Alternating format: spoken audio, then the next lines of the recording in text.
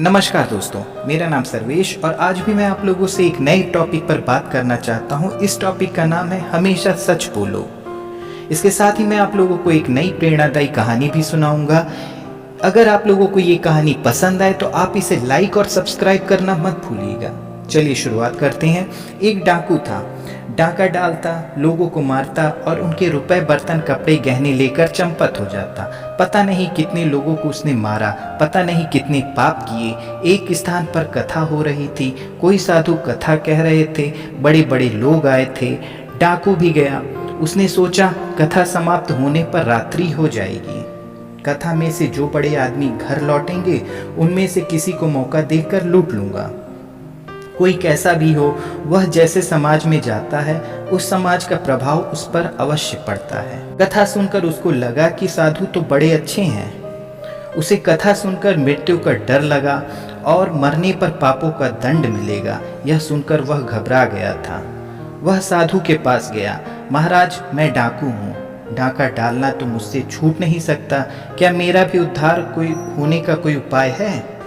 उसने साधु से पूछा। साधु ने सोचकर कहा, तुम झूठ बोलना छोड़ दो। डाकू ने स्वीकार कर लिया और लौट पड़ा। कथा से लौटने वाले घर चले गए थे। डाकू ने राजा के घर पर डाका डालने का निश्चय किया। वह राजमहल की ओर चला। पहरेदार ने पूछा, कौन है? झूठ तो छोड़ ही चुका था, डाकू ने कहा। डाकू। पहरेदार ने समझा कोई राजमहल का आदमी है, पूछने से अप्रसन्न हो रहा है। उसने रास्ता छोड़ दिया और कहा, भाई मैं पूछ रहा था, नाराज क्यों होते हो, जाओ। वह भीतर चला गया और खूब बड़ा संदूक सिर पर लेकर निकला। पहरेदार ने पूछा, क्या ले जा रहे हो?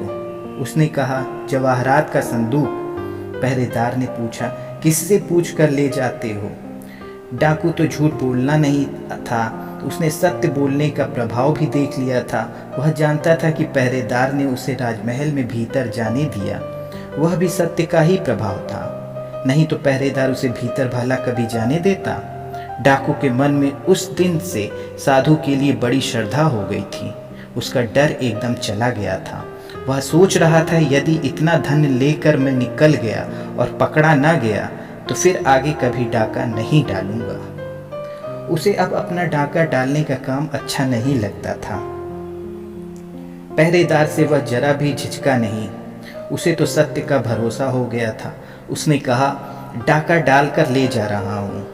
पहरेदार ने समझा कोई साधारण वस्तु है और वह बहुत चिढ़ने वाला जान पड़ता है। उसने डाकू को जाने दिया। प्रातः राजमहल में तहलका मचा। जवाहरात की पेटी नहीं थी। पहरेदार से पता लगने पर राजा ने डाकू को ढूंढ कर बुलवाया। डाकू के सत्य बोलने से राजा बहुत प्रसन्न हुआ। उसने उसे अपने महल का प्रधान रक्षक बना दिया। अब डाकू को रुपए के लिए डकैती करने की आवश्यकता ही नहीं रही।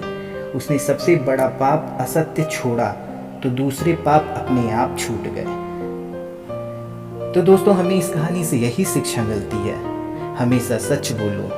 सच का मार्ग हमेशा अच्छा होता है। कोई कैसा भी हो, वह जैसे समाज में जाता है उस समाज का प्रभाव उस पर अवश्य पड़ता है। तो दोस्तों, कैसी लगी हमारी आज की ये कहानी? अगर आप भी चाहते हैं अपने जीवन में कुछ सकारात्मक बदलाव तो हमारे चैनल को लाइक और सब्सक्राइब करना मत भूलिएगा। इसके साथ ही बेल आइकन दबाना मत भूलिएगा, जिससे हमारे नए आने वाले वीडियोस आप तक पहुंचते रहें। कल फिर मिलेंगे एक नए वीडियो, एक नई कहानी के साथ। तब तक के लिए नमस्कार, आदाब, सत श्री अकाल।